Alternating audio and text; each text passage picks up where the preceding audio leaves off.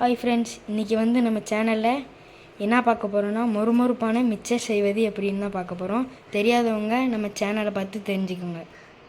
கடலை மாவு 1 டம்ளர் எடுத்துக்கலாம். அரிசி மாவு 3/4 டம்ளர் எடுத்துக்கலாம். பேக்கிங் சோடா 1 ஸ்பூன் எடுத்துக்கலாம். உப்பு 1 ஸ்பூன் எடுத்துக்கலாம். நெய் 2 ஸ்பூன் ஊற்றிக்கலாம். நம்ம ஓமம் முதல்ல ஊற வச்சுட்டோம். 10 நிமிஷம் ஊறினதுக்கப்புறம் அது இதில் மிக்ஸ் பண்ணிக்கலாம். இந்த மாதிரி தண்ணியை மட்டும் வடித்து எடுத்துக்கலாம். சுடு தண்ணி தேவையான அளவுக்கு ஊற்றிக்கலாம். இப்போ எல்லாத்தையும் அப்படியே சேர்த்து மிக்ஸ் பண்ணிக்கலாம். கையை வச்சு நல்லா பிசைஞ்சிக்கலாம். தண்ணி கொஞ்சம் அப்பப்போ ஊற்றிக்கோங்க தேவைப்படுற அளவுக்கு.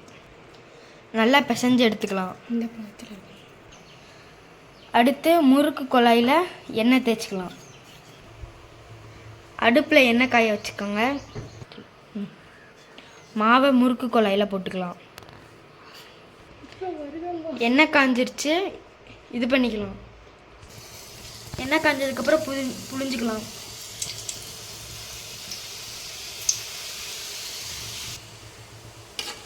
நல்லா வெந்துக்கிட்டு இருக்கு. கம்பியை வச்சு இது பண்ணிக்கலாம். வெந்தது போதும், எடுத்துக்கலாம்.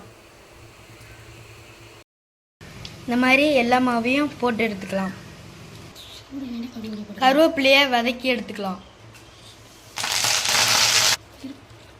கருவேப்பிலை மொறுமொறுன்னு வந்ததுக்கப்புறம் மிக்சரில் போட்டுக்கலாம். கருவேப்பிலை மிக்சரில் போட்டுக்கலாம். இந்த மாதிரி பேப்பரில் கொட்டி விட்டுக்கோங்க.